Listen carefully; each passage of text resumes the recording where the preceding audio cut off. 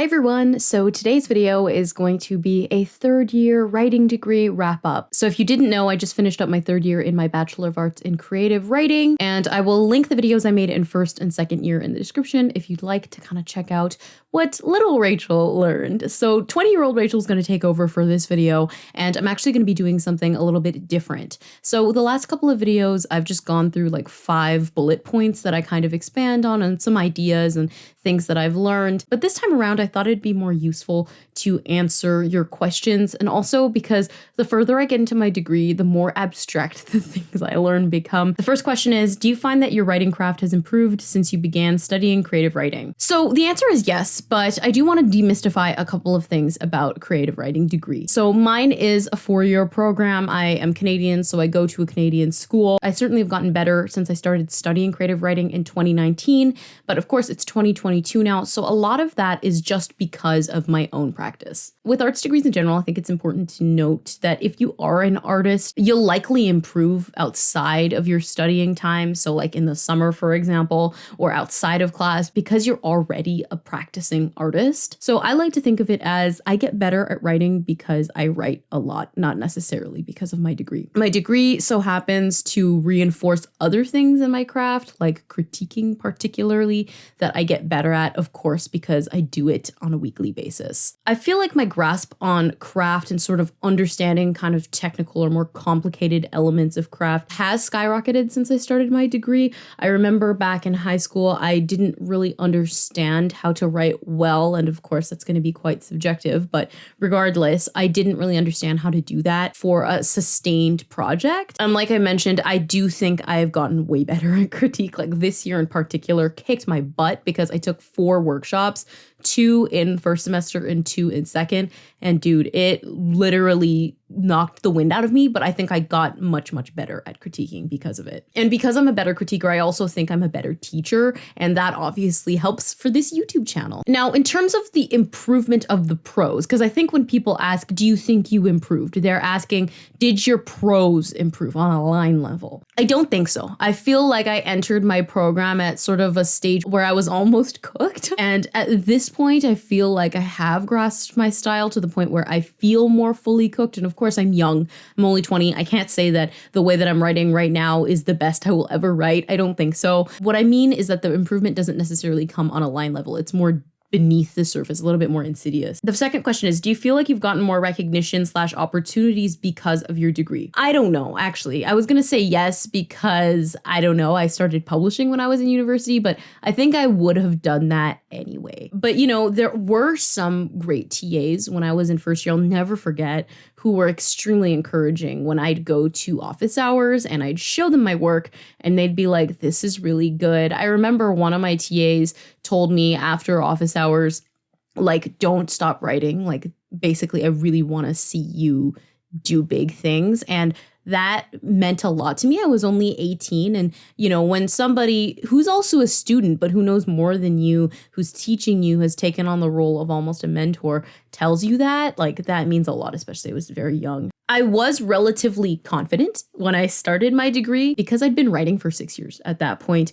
and I felt I had a grasp on my style. It was a little bit shaky, but I had sort of come into my style in 2018, so I'd been writing in my style for about a year, but I knew that I couldn't write sustainably or consistently well over the span of a project. I wasn't really trying to understand myself as a writer or like learn how to write because I already knew how to do that. Because of that, when I got positive reinforcement, I found gave me the confidence to take initiative to then launch myself into publishing and into these other opportunities. What has been your favorite part of your program? A certain workshop or class? New writer friends?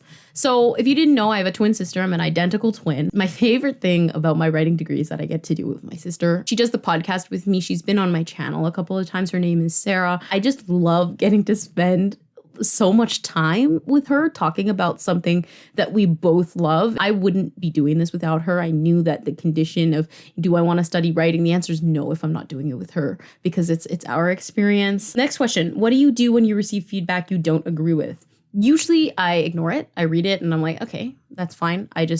Doesn't matter to me. Sometimes when I get feedback I don't agree with, I'll just be like, what? Like in my head, that makes no sense. And then I move on. Most of the time, feedback I don't agree with doesn't bother me because I am a pretty confident writer. I'm relatively confident with my vision and I know what I want out of my work.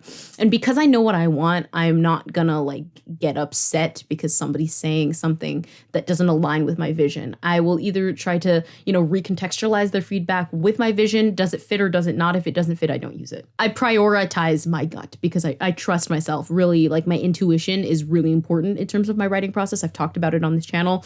I trust myself 100% when it comes to my writing, even when I don't want to. Next question. Has anyone ever been mean or harsh with a critique? And how do you react? This happens from time to time. At the end of the day, I know that I don't think that anybody who's giving me critique and it reads as like rude was trying to be mean or cruel on purpose. And honestly, this year, especially doing 4 workshops is exhausting.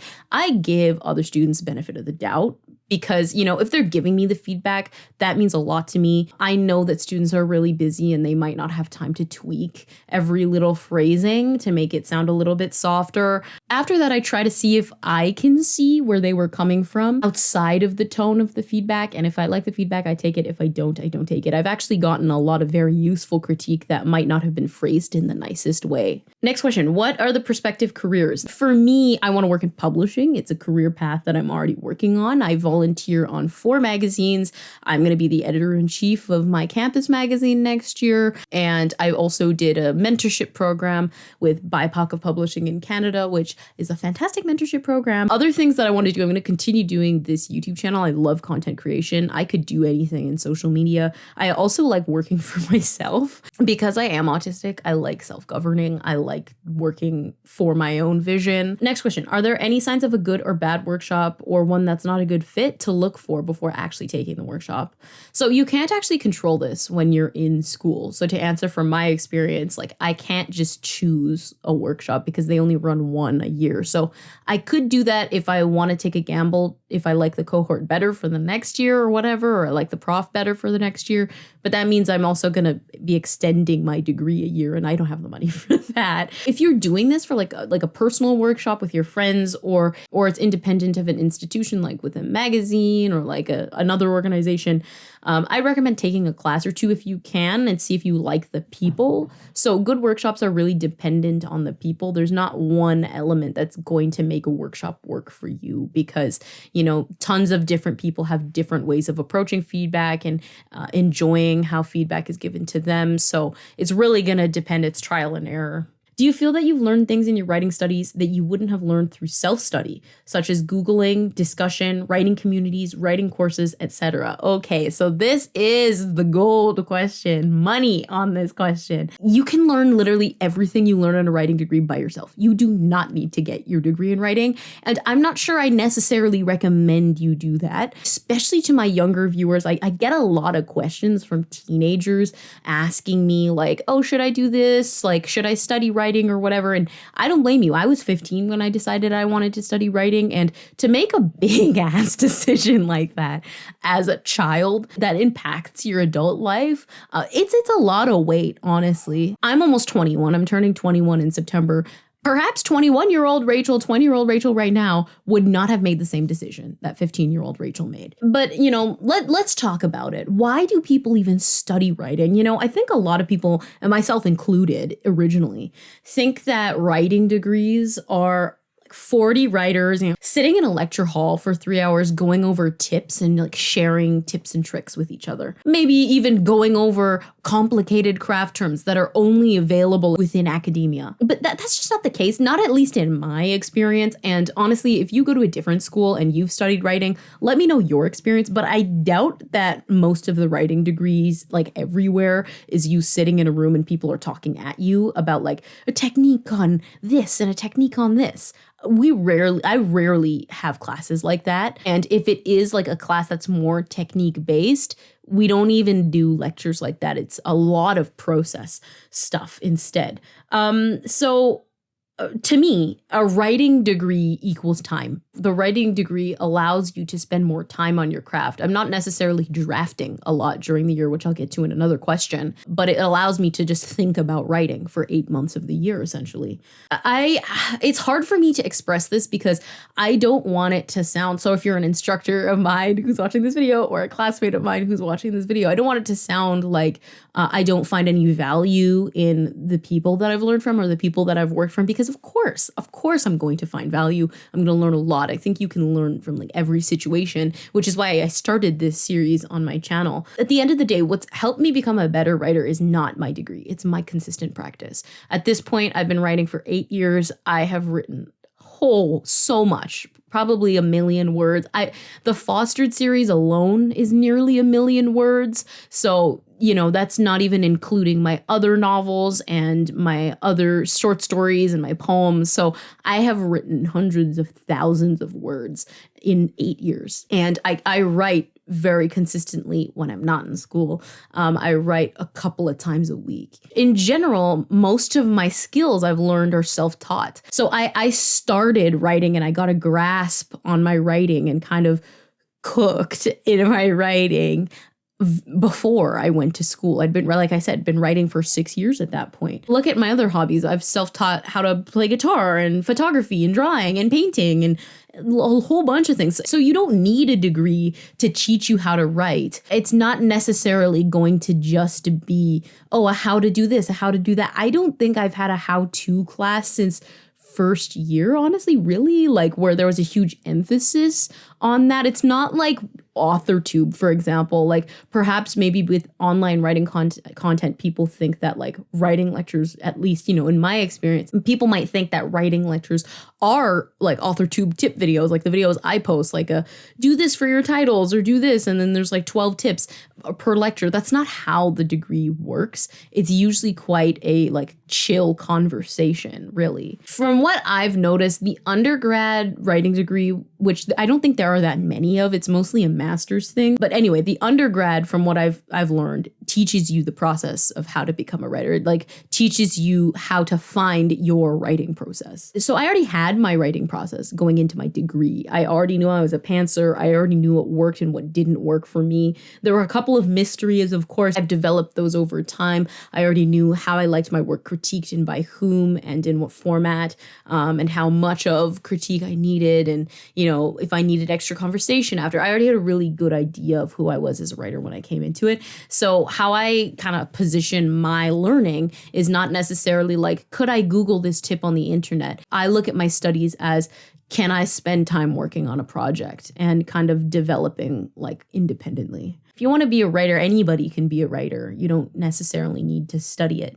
I don't necessarily urge people to study it unless you have like a strong financial kind of backdrop and plan for how you're going to pay for the degree. For example, for me, I have a scholarship that I got in first year that, Lord help me, I think is going to renew this year, which means all 4 years of my tuition will be paid for. I paid for my tuition myself, so I didn't need loans. I had a scholarship, and I also got another scholarship on top of that paid for a good chunk of my residence when I was in first year. So I had a really strong financial plan before I made this decision, because I knew it wasn't going to be like a bread-winning degree to go down. And that's not to be dismissive of a writing degree. It's just like you don't go into a writing degree knowing that there's a career on the other side like you would with other degrees. It certainly is an asset in other careers and has made me a much better communicator. That's also another thing. Oh my gosh, my communication skills I feel have gotten much better. It can be useful in other avenues, but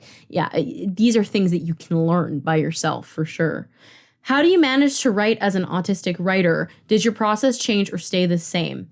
How do I manage to write as an autistic writer? I mean, I've been writing as an autistic writer my whole life, I guess. The thing about writing for me is writing is one of my special interests, which helps, I think.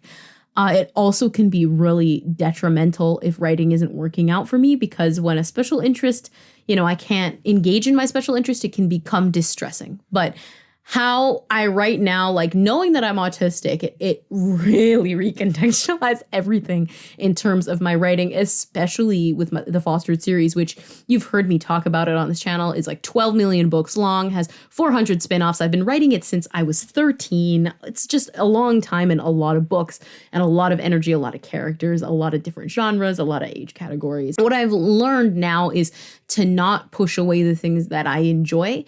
I always thought I had to finish the Fostered series. I had to get rid of it and then work on some real books. And I realized that would make me extremely miserable. It's also why I stopped being a bit of a snob and only engaging in literary fiction. I'm not saying that people who only engage in literary fiction are snobs. I'm not saying that. For me, I was being a bit of a snob. I started writing genre fiction when I was 16 to like early 19, maybe 16 to 19, really obsessed with literary only. And I found that, you know, by the time I had gotten a bit older, I'd wanted to write Fostered a little bit more because it's my special interest. Things started to get quite shaky for me because I wasn't enjoying writing Fostered in this literary way. And so I've gone back to genre for Fostered. So really, at the end of the day, it's accommodating myself and not feeling bad about the accommodations. And if that means using prepped work or cutting myself some slack during a draft because it's not perfect, it's fine. I have to learn to sort of accept that. Prepping work saved me this year because I have been suffering major autistic burnout for almost a year straight. It's no time to rest. When you're a student, you don't really have time for that. Even if you do have time, it's like a day, and that's not enough to recover from the kind of burnout I've been experiencing that makes even verbal communication difficult, which I'll make a video on because it's actually impacting my ability to make videos. But anyway, how I manage to write as an autistic writer is I like it, and I have to be willing to sort of like change things so that I can better enjoy the process. Are you considering an MFA in writing, or are you done after your BA? No, I was for like a brief stint, probably because when you're in undergrad, the only thing everyone ever talks about is grad school. I'm going to my 4th year. I am jaded by academia right now. I think a lot of students. I also don't know what else I'd get out of studying writing right now. Like, I'm really young, and I just don't think it's smart for me to start an MFA like right after my BA, because I'd be like a really similar writer to who I am right now. I'd only get it if I wanted the credential to teach, and writing jobs are quite slim in Canada. You might have to relocate, and I'm not interested in doing that. So I'm going to keep the doors open, but it's not really a plan right now. I think I'm just going to try to get a job. Are summer internships common? If so, for what positions? I don't really think summer internships are a thing in Canada, or at least where I'm from. What's the most difficult part of pursuing a creative writing degree? Most difficult part is, I think, the burnout. I mean, there are a lot of difficult parts. This year, I'm just going to say the burnout. It gets difficult when you're tired, but you have to still do something. And it's also something you love, but also you can't really do it because you have to do other things in that field of things you love, but you can't work on your own project. Anyway, so burnout is pretty difficult. Figuring out what kind of learning is the most valuable to you is also difficult, I think, especially because I feel like I've really come into my own this year as a writer. I probably say that every year, but like I've published a lot this year. You know, I hope at least that, you know, CanLit is kind of getting my name around there a little bit more. And so it has been kind of difficult to position myself as somebody who's still learning, but, you know, who feels confident in her craft. So I have to change my perspective a little bit on kind of how I approach the learning and how I approach my degree. What kinds of courses do you take as a student pursuing a writing degree? Lots of different courses. My degree is mostly electives, so I can basically take whatever I want.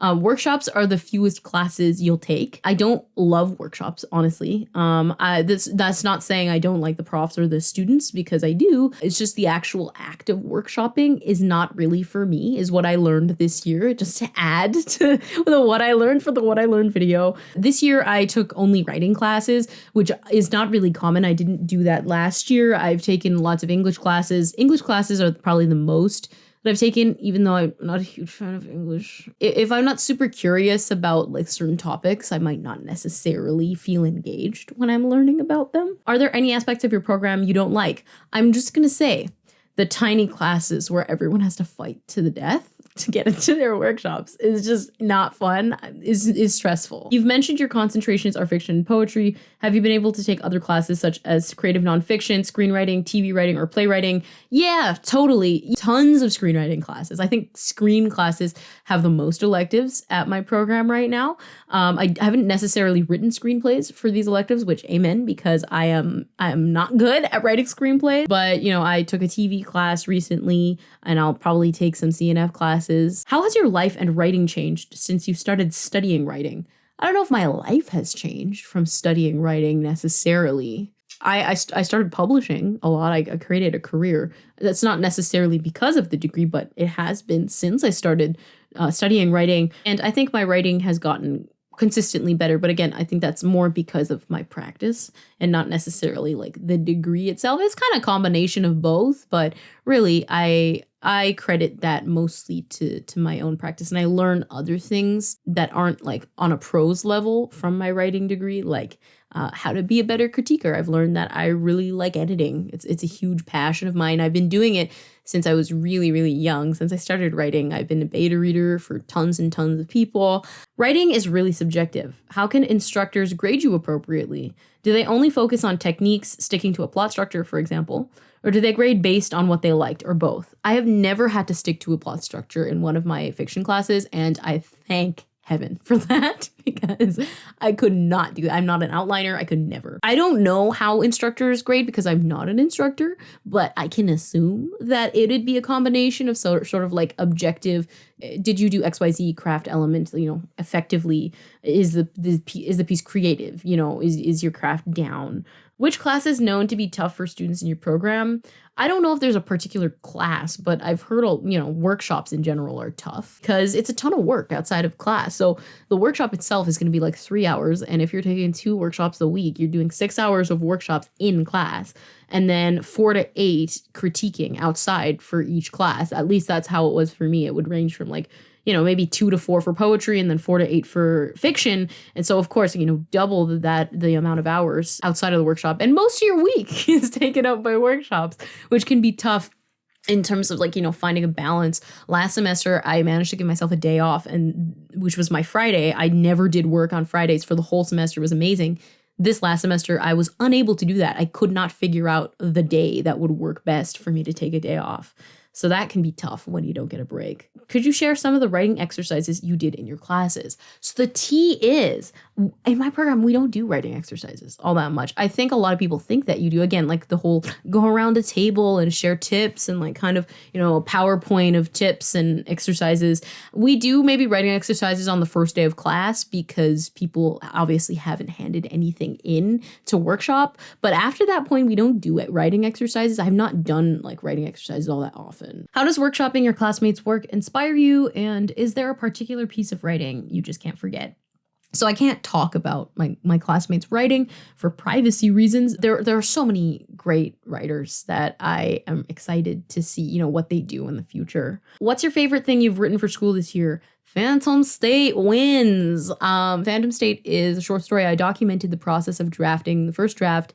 I started it in 2019 when I was 17, and I finished it when I was 20. So, you know, that was a long journey. And without this workshop, it wouldn't be done. I mean, like, I had a lot of people like look at this story, and there were so many people who helped me really shape it. This workshop was the final thing I needed to be like, yeah, it's done. Stamp of approval. Already one of the stories that I workshopped is getting published. 2 of them. I wrote a lot of stories last year, actually. Let me get it up. So a couple of the stories that I wrote this year are already getting published. I got some quite quick turnarounds on this. Eat Well, which I wrote for my short fiction class back in first semester, is going to be published in Carousel. Jasmine's Brows and Cuts, which I wrote for a short fiction class, it's a separate class, is going to be published in the Puritan. So pretty good success rate, I would say. What was the most life-changing thing you've learned in your classes? And have your instructors given writing tips that have changed your perspective on writing? One thing I guess that is quite life-changing is that I realized I didn't want to write literary fiction forever, and that was the only thing I wanted to write. Like, I outgrew genre fiction. And, no shade. Again, I was a staunch literary person who only wrote literary fiction. I love literary fiction. All of my short fiction right now is purely literary fiction. I'm writing like 2 literary fiction novels right now. Like, I love literary fiction. So if you're a lit fic writer, I don't want you to feel like I'm saying that I hate lit fic, because I love it. But, I had a prof in second year who opened up their genre cap so we could write whatever we wanted. And I wasn't really sure about that because we hadn't done that yet in my program. And then I think after the class, I was doing a lot of reflection, and I realized, like, I was being a bit of a snob. And that's not to say, again, that people who like literary fiction are snobs, because I don't think that at all. And I love literary fiction, and I love tons of literary fiction writers. But personally for me, I was being a bit of a snob. Honestly, I wouldn't engage in genre fiction because I thought, but I write literary now. I don't need that anymore. And then I realized that was just not nice, because I love genre fiction. And I also thought I was being a bit unfair to my past self. I spent most of my early writing years writing purely genre fiction. It was only in like the last of 2 years, basically, just doing literary fiction.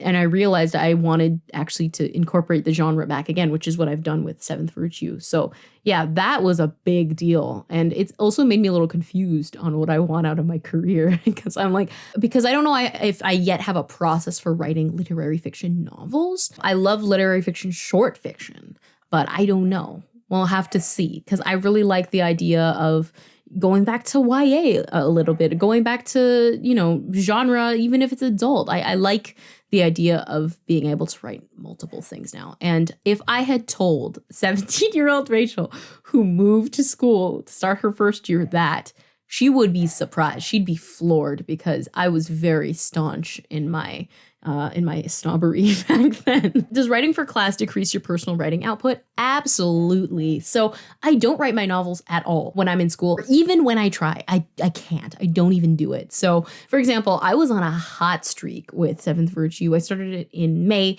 and by the time I got to August, I'd written 40,000 words of it, which is the fastest writing output I've had in years.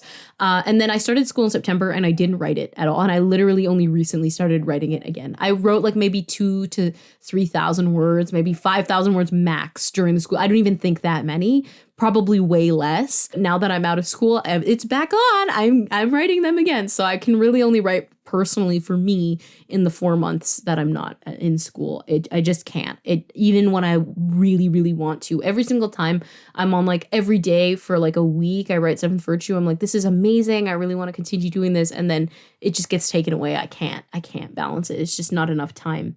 I assume you and your classmates often share your work and critique each other. Do you find that helpful? How so? Sort of. This is not anything about the classmates. So I won't say like, do I find my classmates' critiques helpful? Because of course, I think a lot of my classmates give great critique. I want to kind of spin this more in terms of like, do I like workshops kind of? And I have like about 15 people in my workshops, and I have found that I like to only get a couple of eyes on my work. And I really only need my critique partner, who's my sister, to look at my work to feel like, oh, okay, like I can then edit it and then go on to publishing it. Really, I think a journey of the writer is to find people in their circle who get their work. And I kind of was built in with somebody who gets my work. So it happens that I'm a twin. And so that's not really a journey that I've had to go on, because my sister's also a writer. And so I already kind of have a partnership, and I already kind of have a process for my revision and my critique. So I don't necessarily need a workshop, even though, it's fun. I enjoy it. I can still find a valuable experience with just one person looking at my work. And for the last question of this video, what was the class you enjoyed the most this year and why? So this year I loved my fiction workshops. I, first of all, loved the fact that I was able to get into them, because your girl was almost not even going to get into fiction this year. And I don't know how that's going to turn out next year. I might not even be able to take fiction next year, which is fine. But I loved my workshop. I just loved my professor. I enjoyed just being able to talk about fiction. I found that really helpful in terms of developing my own, critique, and also learning how to better articulate craft related things or concerns. It really helps, I think, even with my YouTube and kind of understanding my own work, revising my own work, like especially my older stuff. I go and I reread Feeding Habits and I'm like, let me change a whole bunch of things, because I think I've garnered a lot more skills in terms of the editing department this year, which is quite exciting. So anyway, that's going to be the end of this video. I hope that covers everything I learned in my third year, because it was a lot. It's just difficult to put into words, and I prefer to answer questions. So I hope that you found this valuable and that demystified or clarified some things about what it's actually like to get a writing degree, at least in my experience. If you have any more questions, leave them in the comments and I'll answer. But for now, thank you so much for watching, and I will see you in another video. Bye.